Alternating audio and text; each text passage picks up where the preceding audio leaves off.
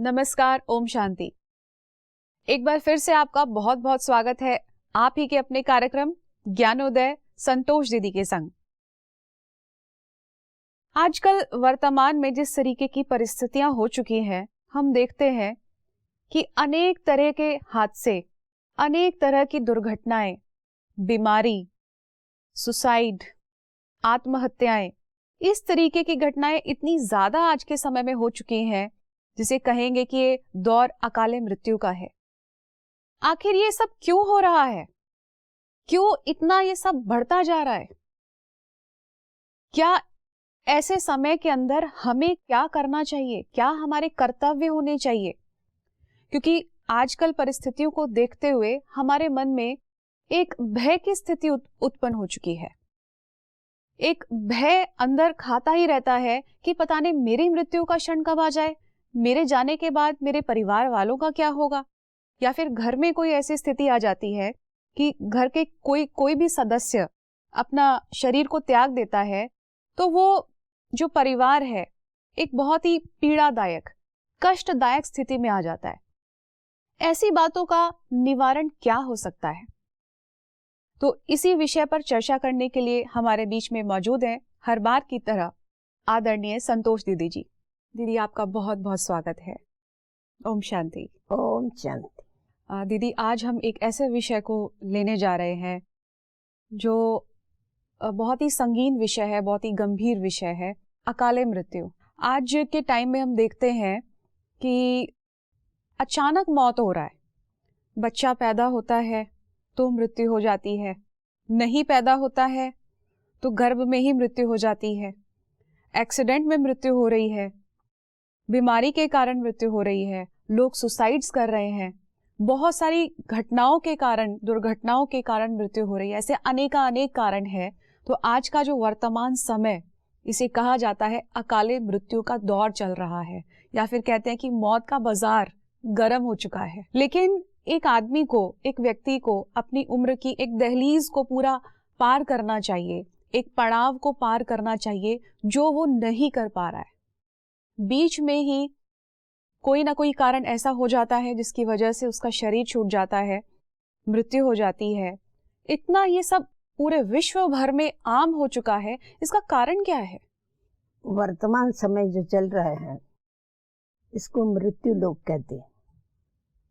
मृत्यु लोक अर्थात अकाली मृत्यु। आप देख रहे हैं अभी जो बीमारी चल रही है कोरोना की जी, इसमें तो होलसेल मौत हो रहे।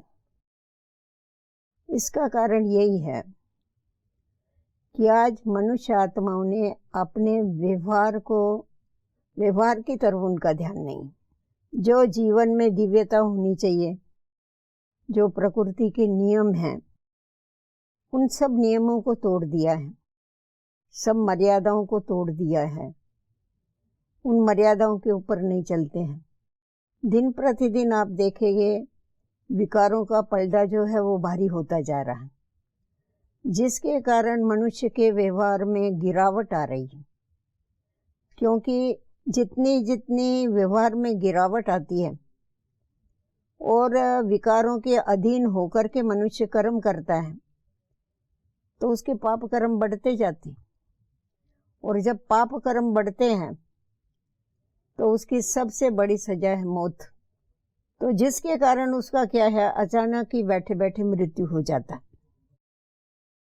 उसी प्रकार हम देखते हैं कि ये जो समय चल रहा है, कलयुग के अंत का समय, ये सर्व आत्माओं के वापस घर जाने का समय जी। और जो हमारा घर है, असली आत्माओं का घर, जिसको ब्रह्मलोक कहो या शांति धाम कहो, वहां पर हरेक आत्मा को पवित्र बनकर ही जाना है और यहाँ ही सबको हिसाब किताब अपना चुकतू करके जाना है। तो परमात्मा पिता स्वयं इस सृष्टि के ऊपर आकर के हमको समझ देते हैं कि तुम्हारा जो भी पुराना हिसाब किताब है उसको चुकतू करने का अनेक प्रकार है। आपसी व्यवहार जो है, जिसके कारण एक दो के साथ टकराव जो होता सीधा है। चलना चाहिए उसके बजाय वो टकराव होते हैं, वो जी। भी तो हिसाब किताब कहेंगे। बीमारियां हैं, और सबसे बड़ी बात तो ये जो मृत्यु है, अकाल मृत्यु है, तो इसके द्वारा आत्माएं अपने हिसाब किताब चुकतू कर रही है। दर्दनाक मौत और दुखमय जीवन। जी आज आप देखेंगे तो चारों तरफ आपको यही दिखाई पड़ेगा। बिल्कुल, मौत कोई सरल नहीं हो रहा है, बहुत कष्टदायी है। बहुत कष्ट है। और जब कष्टदायी मौत क्यों है?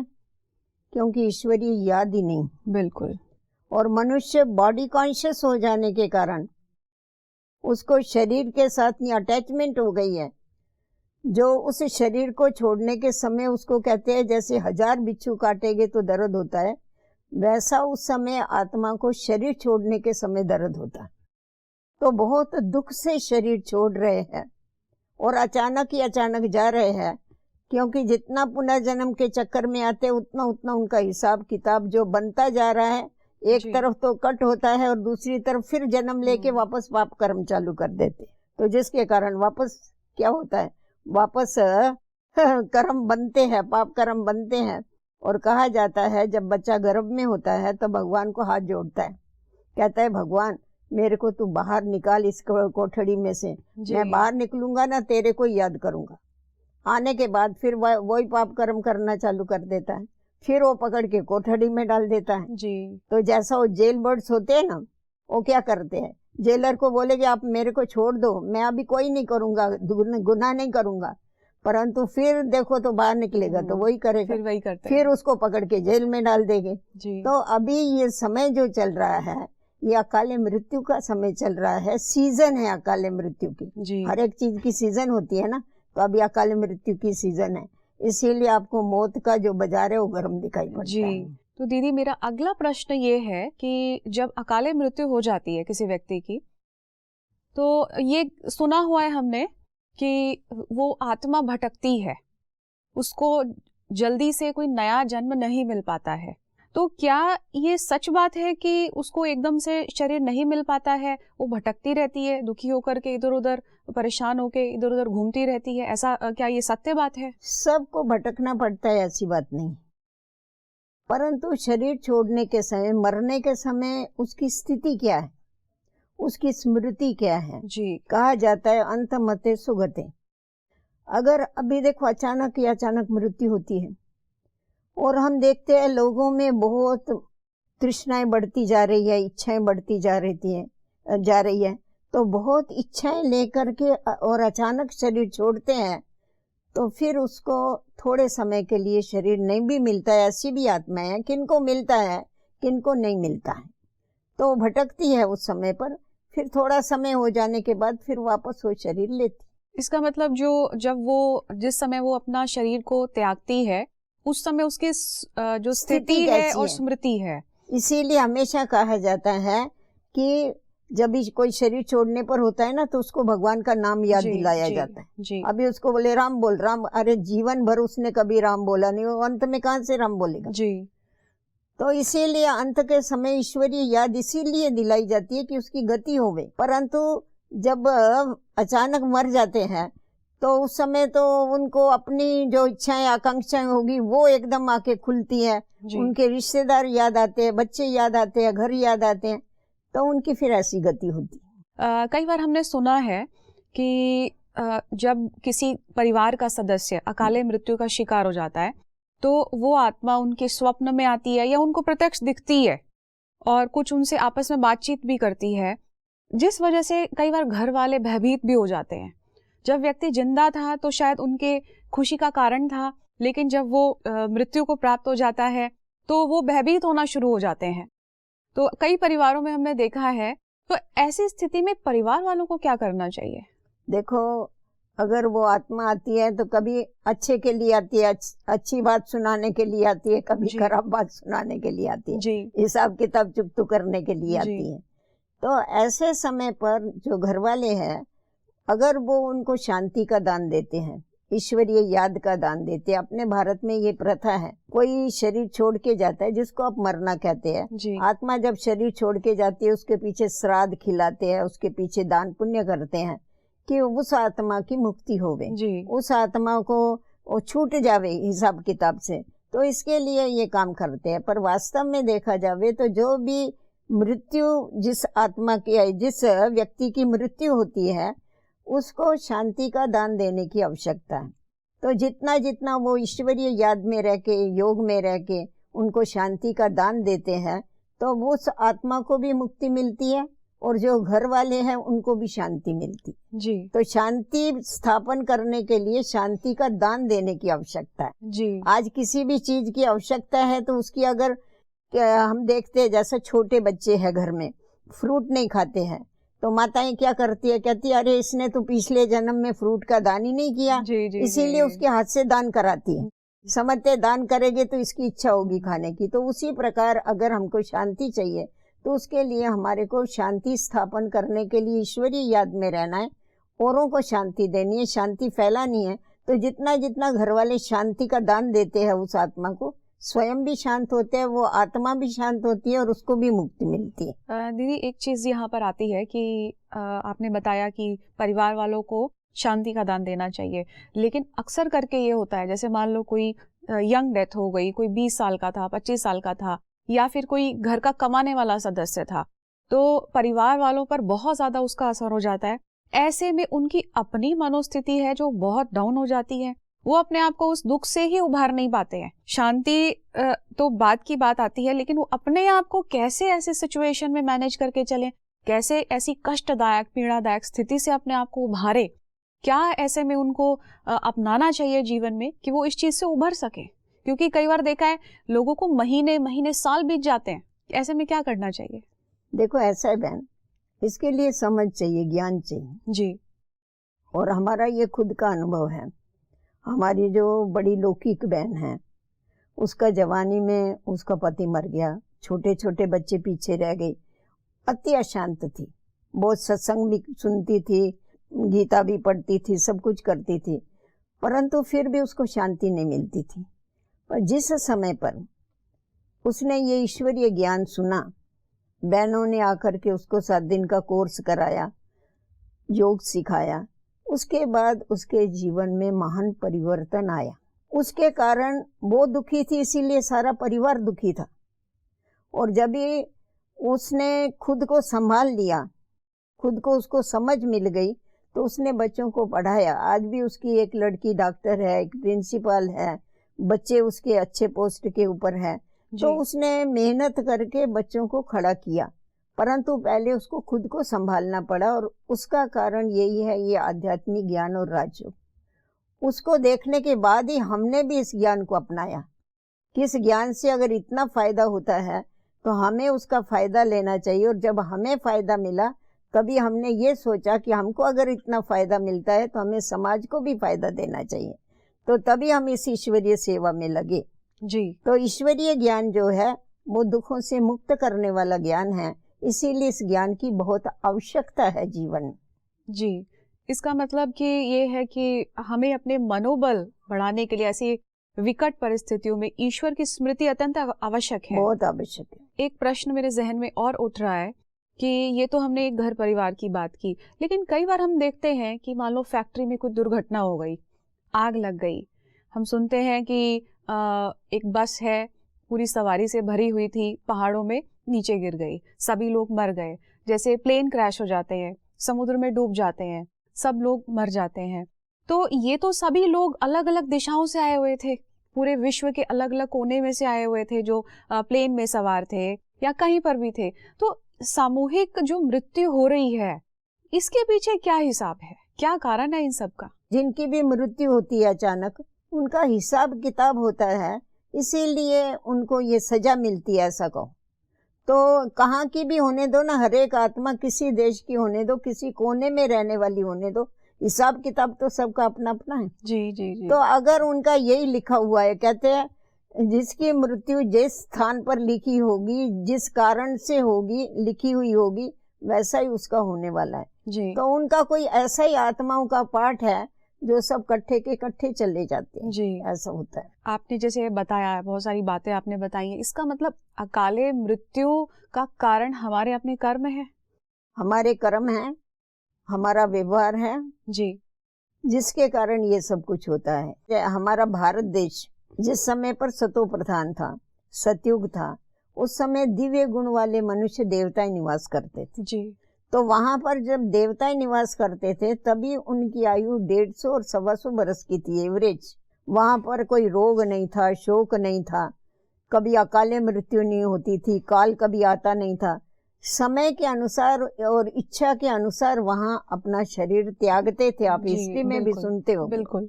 तो इसका कारण क्या था? क्योंकि वो आत्माएं संपूर्ण निर्विकारी थी, मर्यादा पुरुषोत्तम थी, जिसके कारण वो मर्यादाओं पर चलने के कारण और संपूर्ण निर्विकारिता के कारण क्या थे, वहां पर उन्होंने मृत्यु के ऊपर विजय प्राप्त की हुई थी। जी। परंतु जब द्वापर युग आया, आत्म अभिमानी बनने के बजाय हम देह के अभिमान में आ गए, अपने को देह समझना चालू किया, और उसके बाद काम, क्रोध, लोभ, मोह, अहंकार जो है वो आत्माओं में जब प्रवेश हो गए, कर्मों में गिरावट आ गई, व्यवहार में गिरावट आ गई। तो द्वापर में शुरू में भी कोई ऐसा अकाले मृत्यु नहीं होती थी। जी बिल्कुल। आप देखेंगे अभी जैसा जैसा ये कलयुग का समय बढ़ता जा रहा है आगे, वैसे वैसे अकाले मृत्यु की जो है वो भी एक जैसा बाजार गर्म होता जा रहा है। बिल्कुल, बहुत ज्यादा बढ़ गई है। ज्यादा बढ़ गया। पहले तो 100 बरस पहले तो इतना नहीं होता था, अभी देखो कितना हो गया। क्योंकि अभी हम देखते हैं लोग कर्मों की तरफ किसी का ध्यान ही नहीं है अपना। तो जब कर्मों की तरफ ध्यान ही नहीं है, प्रकृति के नियमों को भी पालन करने के लिए तैयार नहीं है, विकारों में एकदम फंसे पड़े हैं, तो ऐसे समय पर फिर ये मृत्यु जो है वो अपना मुंह खोल करके बैठी हुई है और सबको हप करती रहती है। तो है अपने कर्मों की और प्रकृति के साथ लोगों का तालमेल नहीं बनता, जिसके कारण क्या है, अपने को खुद को भी कंट्रोल नहीं कर सकते। प्रकृति जो है वो भी आज देखो बाढ़ आ जाती है, आज देखो धरनीकंप हो जाता है, सुनामी आ जाती है। तो प्रकृति ने भी अपने नियम छोड़ दिए। क्यों छोड़ दिए? क्योंकि मनुष्य आत्माओं ने अपने नियम छोड़ दिए। जब मनुष्य आत्माएं खुद नियमों पर चलती है तो प्रकृति भी उसके अंडर चलती है जी। और परमात्मा ने आकर के हम लोगों को ये बताया है कि भारत की जो मौत है वो प्राकृतिक आपदाओं के द्वारा होगी, सिविल वार्स के द्वारा होगी। तो हम देख रहे हैं धीरे धीरे वो बढ़ता जा रहा है सब कुछ। पूरे वर्ल्ड के अंदर जिस तरीके से अकाले मृत्यु इस समय इतनी ज्यादा बढ़ चुकी है, तो हमें भी ये घटनाएं देख के एक फीलिंग आती है कि देखिए हमारे अपने ही भाई बहनें किस तरीके से शरीर को त्याग रहे हैं। ऐसे में हमारी अपनी भावना किस प्रकार की होनी चाहिए उन आत्माओं के प्रति? अभी इतनी मनुष्य आत्माएं दुख दर्द में शरीर छोड़ रही है जी, तो हमारा कर्तव्य यही बनता है कि उन्हें शांति का दान देना, उन्हें योग का दान देना। और सबसे बड़ी बात यह है कि इससे हमें अलर्ट होना है। अलर्ट माना किस तरीके में, किस वे में? वो मैं आपको बताती हूँ। सदैव हमें ये याद रहना चाहिए कि कोई भी घड़ी हमारी अंतिम घड़ी हो सकती जी। इसीलिए जब कोई भी घड़ी हमारी अंतिम घड़ी हो सकती है तो मुझे क्या करना है उसके लिए? मुझे हमेशा उसके लिए एवर रेडी रहना है जी, कि अंत के समय परमात्मा पिता की याद के बगैर और हमें कोई भी याद नहीं आवे जी। इस बात का हमको अटेंशन रखने की आवश्यकता है। इसीलिए परमात्मा जैसा गीता में भी बताया है, भगवान वाच की निरंतर मेरे को याद करो। तो भगवान ने ये क्यों कहा निरंतर याद करो? क्योंकि किसी समय भी तुम्हारा श्वास छूटे और उस समय अगर याद में अंतर पड़ जावे, तुम्हारी अंतमति सुगति अच्छी नहीं हो जी। तो हमारे को हमेशा जहाँ जब भी हम कहाँ बाहर गाँव जाते हैं तो उसके लिए तैयारी करते हैं ना जी, बैगेज तैयार करते हैं। तो ये जब भी हमको मालूम है कि हमको वापस जाना है, शरीर छोड़ना है और कभी भी छोड़ना है, ये कोई हमारा रिजर्वेशन नहीं है जो हमको मालूम है फलानी तारीख को जाना है या कभी जाना है। तो हमारे को उसके लिए अपनी जितनी भी बुद्धि इधर उधर फर्टाइल हुई है उसको समेटने का करने का है जी। हमारे को ज्यादा विस्तार में नहीं जाना है, किन बातों में ज्यादा बुद्धि संसार में नहीं लगाओ। भगवान कहता है संसार में रहो परंतु संसार से न्यारे रहो जी। तो हमें न्यारा रहने का हमेशा पुरुषार्थ करना है। देह में होते देह से जितना जितना हम न्यारे होते जाएंगे। मरना किसको कहते हैं? मरना माना शरीर छोड़ना। आत्मा तो अमर और अविनाशी है, एक शरीर छोड़ती है और दूसरा ले लेती है, लोग उसको मरना कहते। तो अभी आत्मा जब अमर और अविनाशी है तो मुझे ये प्रैक्टिस करनी इस देह में होते हुए शरीर से अलग होने की। तो हमारे इस ईश्वरीय विश्वविद्यालय में जो योग सिखाया जाता है वो यही सिखाया जाता है कि आप जीते जी मरो, आप ये प्रैक्टिस करो, देह में होते हुए अपने को देह से डिटैच करो। तो जितना जितना हम ये प्रैक्टिस करेंगे ना, तो ये समझो हम अंत के समय के लिए तैयारी कर रहे हैं जी। तो किसी समय भी अगर हमारे को बुलावा आएगा तो हम खुशी खुशी से जाएंगे, हमको हाय हाय नहीं करना पड़ेगा जी। ईश्वरीय याद में शरीर छोड़ेंगे। तो जब ईश्वरीय याद में शरीर छोड़ेंगे तो आपको मालूम है, कहा जाता है जो जैसे को सिमरता है वैसी उसकी गति होती। इसीलिए ईश्वरीय याद में अगर हम शरीर छोड़ते, ईश्वर को सिमरते हैं, तो हमारी गति हमेशा, कहा जाता है ईश्वर को याद करते हुए शरीर छोड़ो तो आप नारायण की योनि को प्राप्त करेंगे। जी बिल्कुल। तो इसीलिए ऊंची योनि को प्राप्त करने के लिए हमें क्या करने का है, ईश्वरीय याद का अभ्यास करना है। तो ईश्वरीय याद का अभ्यास ये है अंत समय के लिए तैयारी, शरीर से डिटैच होना, ये अंत समय के लिए तैयारी।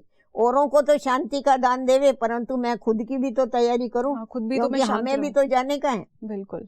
तो मनुष्य को यही भूल जाता है कि हमें जाना है जी। जब ही जाएंगे ना शमशान में, किसी को पहुंचाने को जाते हैं ना, उस समय शमशानी वैराग आता है, अरे ये क्या है, ये चला गया, हम भी तो एक दिन ऐसा ही चले जाएंगे। उस समय उनका चेहरा देखने जैसा होता है, और फिर घर में आते हैं तो आप देखो उधर का उधर ही रह जाता है, तब भूल जाते हैं कि शमशान से तो इसीलिए शमशानी वैराग नहीं आना चाहिए, हमेशा के लिए वैराग रहे, हमेशा के लिए ये बुद्धि में रहे, भले इस दुनिया में रहे परंतु हमारी बुद्धि इस दुनिया में फंस के नहीं रहे। बिल्कुल बिल्कुल। कर्तव्य जरूर करो, परंतु कर्तव्य करते हुए शरीर और देहधारियों से डिटैच होकर के पीछे करो। एक प्रश्न और है दीदी इससे रिलेटेड कि कई लोग भगवान का ध्यान तो करते हैं जी, लेकिन कर्म भी उनके उतने अच्छे नहीं होते हैं। भगवान का भले वो ध्यान कर रहे हैं लेकिन कर्म उनका अच्छा नहीं होता, तो ऐसे लोगों की जो मृत्यु होती है क्या कष्टदायी होती है, या फिर अंतिम समय में वो भगवान को याद कर लें तो वो पीड़ा से मुक्त हो जाएंगे? ऐसे लोगों का क्या होता है?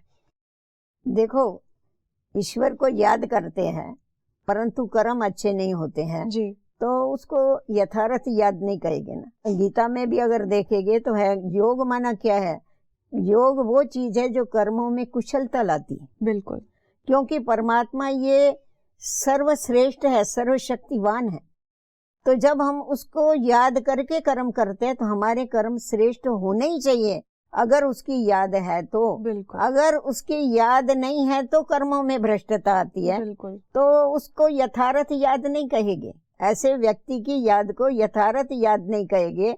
अगर वो याद कर रही है तो सिर्फ नाम मात्र याद कर रही है, बिल्कुल, बाकी उसका बुद्धि का योग उसके साथ नहीं है। अगर कनेक्शन उसके साथ जुटा हुआ होगा तो उससे कभी भी रॉन्ग काम नहीं होगा। बिल्कुल। हमारे पिताश्री कहते थे, अगर रास्ते में चलते चलते ठोकर लग जाती थी ना, तो बाबा हमें कहते थे तुमको शिव भगवान भूल गया इसलिए ठोकर लग। बिल्कुल सही कहा। मतलब सिर्फ ठोकर भी नहीं लग सकती है तुम्हारे को अगर ईश्वरीय याद होगी तो। छोटी सी बात के लिए भी अगर गलती हो गई तो इसका मतलब हमारी याद ठीक नहीं है। याद ठीक नहीं है, तो इसीलिए उनको ऐसा नहीं कह सकते कि उनको ईश्वरीय याद है, और अंत के समय उनको याद आएगी या नहीं आएगी बोल नहीं सकते। ये तो बात आपने बिल्कुल ठीक कही कि ईश्वरीय स्मृति में भी मिलावट हमारे अंदर नहीं होनी चाहिए। जैसे विधि भी मालूम, विधि भी मालूम होनी चाहिए ना, याद की विधि मालूम होनी चाहिए, उसकी पहचान होनी चाहिए। सिर्फ ऐसा ही याद करने से कुछ नहीं होता। बहुत लोग होते हैं अपने बच्चे का नाम राम रख लेते हैं, कृष्ण रख लेते हैं, और फिर मरते समय उनको याद करते हैं, तो ऐसा थोड़ी भगवान समझता है कि ये मेरे को याद कर रहे हैं। जी जी जी, जी ऐसे वो ठगी करने वाले तो बहुत होते हैं। दीदी आज आपने इतनी अच्छी बातें बताई, इतनी गहरी बातें हैं कि ये बताया कि प्रकृति के नियमों को जब इंसान तोड़ता है तो इस तरीके की घटनाएं वो फेस करता है, और ईश्वर की स्मृति भी हमारे जीवन में किस तरीके से होनी चाहिए, हमारे क्या कर्तव्य ऐसी आत्माओं के लिए होने चाहिए, हमें खुद भी शांत रह करके दूसरों को, ऐसी आत्माओं को शांति का दान देना है। बहुत बातें आज आपसे सीखने को मिली हैं, तो इसके लिए मैं आपका तहे दिल से बहुत बहुत शुक्रिया अदा करती हूँ, क्योंकि ये एक ऐसा विषय है जिसके लिए लोगों के मन में प्रश्न हमेशा ही रहता है कि क्या करें ऐसी स्थिति में। तो आपने बहुत ही इजी, बहुत ही सरल और गहराई से आपने इन प्रश्नों का उत्तर दिया है, इसके लिए मैं आपका बहुत बहुत तहे दिल से धन्यवाद करती हूँ। ओम शांति। दर्शकों, आज की इस चर्चा में हमने 2 महत्वपूर्ण बातें सीखी। पहली बात तो ये कि प्रकृति के विपरीत यदि जाकर के हम कोई कर्म करेंगे तो प्रकृति उसका प्रतिशोध तो अवश्य लेगी, चाहे वो अकाले मृत्यु के रूप में हो, बीमारी के रूप में हो, या कोई भी ऐसा कारण हो सकता है। तो इसका मतलब ये है कि अकाले मृत्यु का जो कारण है हमारे अपने ही कर्म होते हैं। तो इसलिए बहुत जरूरी है कि हमें अपने कर्म को श्रेष्ठता की ओर लेकर जाना चाहिए, अपने कर्म को लोक कल्याण, समाज के हित के लिए, सुख के लिए, हमेशा कर्म को, यही बात को ध्यान रखते हुए ही हमें इस कर्म के प्रति तत्पर रहना चाहिए। और दूसरी चीज ये कि जब इस तरीके की घटनाएं हमारे सामने आती हैं तो हमारा कर्तव्य है कि हम स्वयं शांत रह करके, निर्भय होकर के, धैर्य धर करके न केवल अपने परिवार वालों को बल्कि पूरे विश्व को शांति का दान अवश्य दें, क्योंकि ऐसे समय पर यही हमारा सबसे बड़ा कर्म, श्रेष्ठ कर्म और कर्तव्य पूरे विश्व के लिए हो जाता है। दर्शकों, आज का ये एपिसोड हम यही समाप्त करते हैं। अगले एपिसोड में फिर से मिलेंगे। नमस्कार, ओम शांति।